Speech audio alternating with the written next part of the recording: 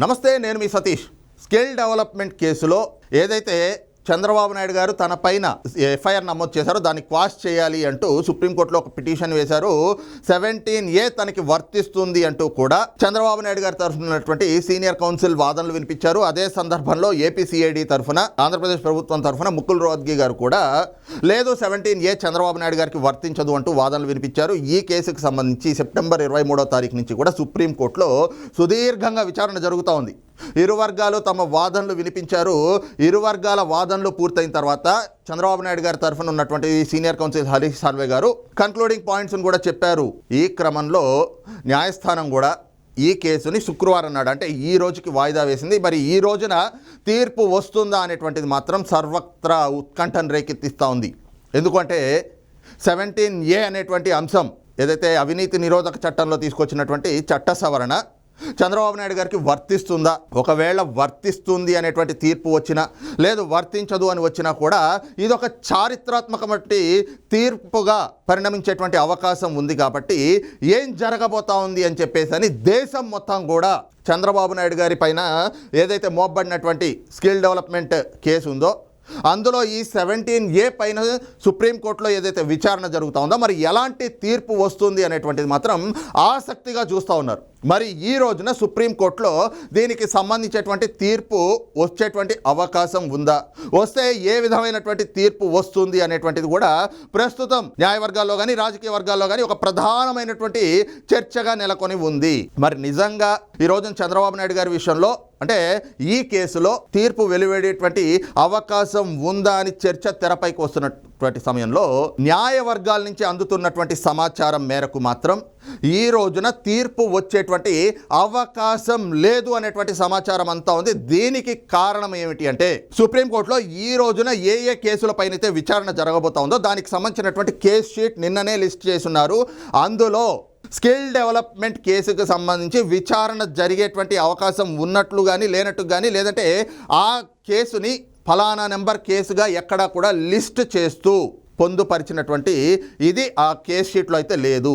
అదే సమయంలో చంద్రబాబు నాయుడు గారికి సంబంధించి ఫైబర్ నెట్ కేసులో ముందస్తు బెయిల్ పిటిషన్ ఏదైతే వేశారో దాన్ని మాత్రం 9వ నెంబర్ కేసుగా విచారించబోతున్నట్లుగా లిస్ట్ చేశారు. కానీ స్కిల్ డెవలప్మెంట్ కేసును మాత్రం ఎక్కడా కేస్ షీట్లో లిస్ట్ చేసలేదు. దీన్ని బట్టి చూస్తూ ఉంటే ఖచ్చితంగా ఈ రోజున స్కిల్ డెవలప్మెంట్ కేసులో చంద్రబాబు నాయుడు గారికి ఏదైతే 17A పైన వాదనలు ముగిసి తీర్పు రిజర్వ్లో ఉందో ఆ తీర్పు వెలువడేటువంటి అవకాశం లేనట్లుగానే కనిపిస్తూ ఉంది అనేటువంటిది న్యాయవర్గాల నుంచి అందుతున్నటువంటి సమాచారం. అదే సమయంలో కొన్ని అనుమానాలు కూడా వ్యక్తమైన ఏమిటి అంటే ఫైబర్ నెట్ కేసులో ముందస్తు బెయిల్ పిటిషన్ పైన 9వ నెంబర్ కేసుగా అది విచారణకి రాబోతా ఉంది. కాబట్టి అదే సమయంలో స్కిల్ డెవలప్మెంట్ కేసుకు సంబంధించి కూడా ఏదైనా తీర్పు వెలువడిస్తారా? ఎందుకంటే ఇక్కడ వాదనలన్నీ పూర్తయిపోయి తీర్పు రిజర్వ్లో ఉంది. కాబట్టి అక్కడ ఫైబర్ నెట్ కేసులో విచారణ జరిగేటువంటి సమయంలో ఆ సమయంలోనే ఈ కేసుకు సంబంధించి కూడా తీర్పు వెలువడించేటువంటి అవకాశం ఉందా అనేటువంటి అనుమానాలు కూడా కలిగినాయి. ఆ దిశగా కూడా చర్చలు జరిగినాయి.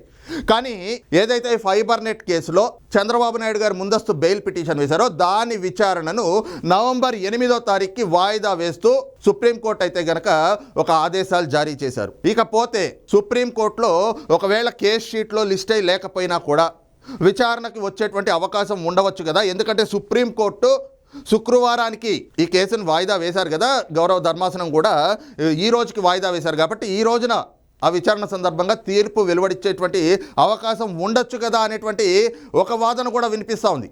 ఆ సమయంలోనే న్యాయవర్గాల నుంచి అందుతున్నటువంటి సమాచారం ఏమిటి అంటే సహజంగా సుప్రీంకోర్టులో కేస్ షీట్లో ఏదైనా కూడా కేసు లిస్ట్ అవుట్ అయి లేకపోతే అందులోనూ ఇలాంటి ఒక సున్నితమైనటువంటి అంశాలు, చాలా సునిశ్చితంగా పరిశీలించాల్సినటువంటి అంశాలు, ఇలాంటి అంశాల విషయంలో కేసు గనక లిస్ట్ అవుట్ అయి లేకపోతే అలాంటి వాటిని ప్రస్తావించినటువంటివి కానీ, లేదంటే అలాంటి అంశాల్లో తీర్పులు వెలువడించినటువంటి సందర్భాలు కానీ ఇప్పటి వరకు ఎప్పుడూ లేవు.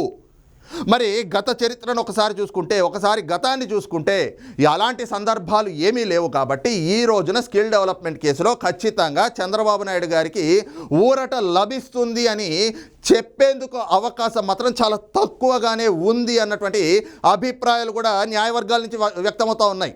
దీని అంతటిని బట్టి చూస్తే ఏమిటి అంటే ఈ రోజున అంటే గడిచిన 40 రోజులుగా కూడా చంద్రబాబు నాయుడు గారు ఈ స్కిల్ డెవలప్మెంట్ కేసులో జ్యుడిషియల్ రిమాండ్లో ఉన్నారు. మరి 17A తనకి వర్తిస్తుంది అని తనపై ఏదైతే నమోదు చేసినటువంటి ఎఫ్ఐఆర్ ఉందో దాన్ని క్వాష్ చేయాలి అంటూ ఆయన సుప్రీంకోర్టును ఆశ్రయించారు. మరి దీనిపైన వాదనలు పూర్తయిన తర్వాత ఎలాంటి తీర్పు వస్తుంది అని చెప్పి కేవలం ఆంధ్రప్రదేశే కాదు దేశం మొత్తం కూడా చూస్తూ ఉంది.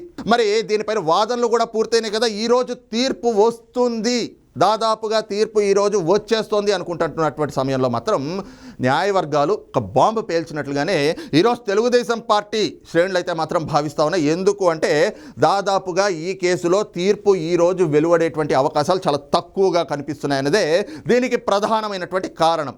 ఇకపోతే ఈ కేసులో మరి చంద్రబాబు నాయుడు గారు ఎప్పుడు బయటకి వచ్చేటువంటి అవకాశం ఉంది? ఎందుకంటే ఈరోజు ఒక్కరోజు మాత్రమే కోర్టుకి వర్కింగ్ డే, మళ్ళీ రేపటి నుంచి 29వ తారీఖు వరకు కూడా దసరా సెలవులు ఉన్నాయి. మళ్ళీ దసరా సెలవులు అయిన తర్వాత ఎప్పుడు మళ్ళీ ఈ కేసు విచారణకు వస్తుంది, దీనిపైన ఎప్పుడు తీర్పు వస్తుంది? మరి అప్పటి వరకు కూడా చంద్రబాబు నాయుడు గారు జైల్లోనే మగ్గిపోతా ఉండాలా? ఇవన్నీ కూడా సాధారణంగా చర్చలోకి వస్తున్నటువంటి అంశాలు. ఎందుకంటే 40 రోజులు అయిపోయింది చంద్రబాబు నాయుడు గారు అరెస్ట్ అయ్యి ఆయన జ్యుడిషియల్ రిమాండ్లో ఉంటుంది. దీనిపైన ఎన్నో చర్చలు జరుగుతూ ఉన్నాయి. ఈలోపే ఆయన కొన్ని ఆరోగ్య సమస్యలు కూడా తలెత్తినాయి. సో ఈ క్రమంలోనే ఆయన ఎప్పుడు బయటకు వస్తారు అని చెప్పి చంద్రబాబు నాయుడు గారి కుటుంబ సభ్యులు, అటు తెలుగుదేశం పార్టీ నాయకులే కాదు తెలుగు రాష్ట్రాల్లో ఉన్నటువంటి ప్రజలు కూడా చూస్తూ ఉన్నారు, ఎంతో ఆసక్తిగా ఎదురు చూస్తూ ఉన్నారు ఆయన ఎప్పుడెప్పుడు బయటకు వస్తారా అని చెప్పి. మరి ఈ క్రమంలోనే ఈ రోజున గనక ఈ కేసుకు సంబంధించి స్కిల్ డెవలప్మెంట్ కేసులో తీర్పు వెలువడకపోతే చంద్రబాబు నాయుడు గారు ఎప్పుడు బయటకు వచ్చేటువంటి అవకాశం ఉంది అంటే, ముందుగా చూస్తే మాత్రం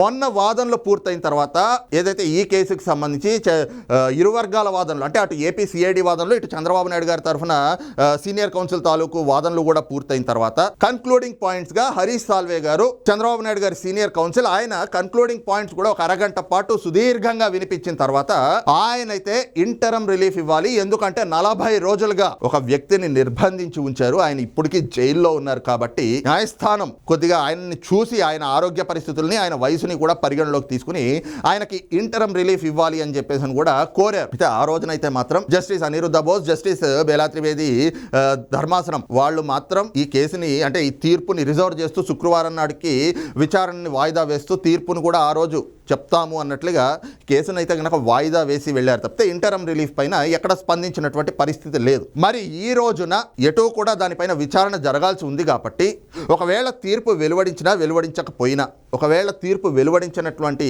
సందర్భం వస్తే ఆ సమయంలో ఇంటరమ్ రిలీఫ్ పైన వాదనలు వినిపిస్తారా? వాదనలు వినిపిస్తే సుప్రీంకోర్టు ఏ విధంగా స్పందిస్తుంది? ఇంటరమ్ రిలీఫ్ కి పిటిషన్లో వాదనలు విని చంద్రబాబు నాయుడు గారికి మధ్యంతర బెయిల్ని ఇస్తారా? లేదు అంటే గనక మళ్ళీ ట్రయల్ కోర్టుకి వెళ్ళి మీరు అక్కడ ఇంటరమ్ రిలీఫ్ పిటిషన్ వేసుకోండి, అక్కడ మధ్యంతర బెయిల్ తెచ్చుకోండి అని చెప్తారా? ఇది కూడా ఒక ఆసక్తికరమైనటువంటి అంశం. ఎందుకు అంటే ఇంటరమ్ రిలీఫ్ అంటే మధ్యంతర బెయిల్. సో ఒకవేళ మళ్ళీ మీరు రిమాండ్ ఇవ్వాలి అనుకుంటే కనుక ఒకవేళ ఇందులో రుజువైనా లేదంటే తీర్పు ప్రతికూలంగా వచ్చినటువంటి సమయంలో మళ్ళీ రిమాండ్కి ఇవ్వాలి అంటే ఇవ్వచ్చును. కానీ అప్పటి వరకు ఆయనకి స్వేచ్ఛని కల్పించండి మధ్యంతర బెయిల్ ఇచ్చి అనేటువంటిది ఈ ఇంటరమ్ రిలీఫ్ తాలూకు సారాంశం. సో దానిపైన సుప్రీంకోర్టు న్యాయస్థానం ఏదైతే ఉందో సుప్రీంకోర్టు అయినా కూడా ఇంటరమ్ రిలీఫ్ ఇవ్వచ్చు.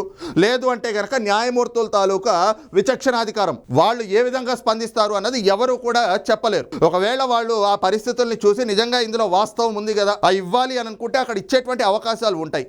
లేదు అనుకున్నట్లయితే ట్రయల్ కోర్టుకు వెళ్ళి, సాధారణంగా జరిగేటువంటి ప్రొసీజర్ అక్కడి నుంచి కాబట్టి ట్రయల్ కోర్టుకు వెళ్ళి అక్కడ ఇంటరమ్ రిలీఫ్ పిటిషన్ వేసుకోండి, అక్కడ మూవ్ చేసుకోండి అని చెప్పేటువంటి అవకాశం కూడా ఉంది. మరి రెండిట్లో ఏది జరుగుతుంది అన్నది కూడా ఉత్కంఠను రేకెత్తిస్తా ఉంది. ఇదే సమయంలో ఇంకొక అవకాశం కూడా ఉంది. ఏదైతే ఈ కేసుకు సంబంధించి తీర్పుని గనక మళ్ళీ రిజర్వ్ చేసినట్లయితే, అంటే ఈ రోజు తీర్పు గనక వెలువడించకపోతే మళ్ళీ ఖచ్చితంగా బెయిల్ పిటిషన్ వేసుకుని చంద్రబాబు నాయుడు గారి తరఫున ఉన్నటువంటి లాయర్లు ఆ బెయిల్ పిటిషన్ మూవ్ చేసి బెయిల్ పిటిషన్ పైన వాదనలు వినిపించినాక ఆయనకి బెయిల్ వచ్చేటువంటి అవకాశం అయితే ఎక్కువగా ఉంది అనేటువంటిది కూడా న్యాయవర్గాల నుంచి అందుతున్నటువంటి సమాచారం. ఒకవేళ ఇవి జరగకపోతే మాత్రం ఖచ్చితంగా మళ్ళీ దసరా సెలవులు అయిపోయి, అంటే కోర్టుకి దసరా సెలవులు 29వ తారీఖు వరకు ఉన్నాయి కాబట్టి మళ్ళీ 30వ తారీఖున మళ్ళీ కోర్టు ఎప్పుడైతే రీఓపెన్ అవుతుందో అప్పుడు వరకు కూడా చంద్రబాబు నాయుడు గారు బయటకి వచ్చేటువంటి అవకాశం లేదు. కాబట్టి ఈరోజు తీర్పు ఒకవేళ వెలువడకపోతే ఇంటరమ్ రిలీఫ్ కానీ లేదంటే కనుక బెయిల్ పిటిషన్ కానీ మూవ్ చేసి దానిపైన వాదనలు వినిపించేటువంటి అవకాశం ఉంది. దానిపైన చంద్రబాబు నాయుడు గారి తరఫున ఉన్నటువంటి సీనియర్ న్యాయవాది సిద్ధార్థ్ లూత్రా గారు పట్టుబట్టేటువంటి అవకాశం కూడా ఉంది అనేటువంటిది న్యాయ వర్గాల నుంచి అందుతున్నటువంటి సమాచారం. మరి ఏం జరగబోతా ఉంది అనేటువంటిది మాత్రం మరికొద్ది గంటల్లో ఏదైతే ఈ కేసుకు సంబంధించి విచారణ ప్రారంభం కాబోతా ఉంది కాబట్టి, ఎందుకంటే ఈ రోజు తీర్పు అనేటువంటిది వాయిదా పడింది కాబట్టి, మరి ఏ విధమైనటువంటి పరిస్థితులు నెలకొనబోతా ఉన్నాయి, ఎలాంటి పరిణామాలు చోటు చేసుకోబోతా ఉన్నాయి అనేటువంటిది కూడా సర్వత్రా ఆసక్తిని రేకెత్తిస్తూ ఉంది. కాబట్టి చంద్రబాబు నాయుడు గారి విషయంలో ఏం జరగబోతోంది అనేటువంటిది ఒక స్పష్టత రావాలి అంటే ఈ రోజున కోర్టులో జరిగేటువంటి పరిణామాల తర్వాతే ఒక స్పష్టత వచ్చేటువంటి అవకాశం ఉంది అని మాత్రం చెప్పక తప్పదు. మరి ఈ అంశం పైన మీ అభిప్రాయం ఏమిటి అనేది కూడా కామెంట్ సెక్షన్లో మెన్షన్ చేయండి. Thank you.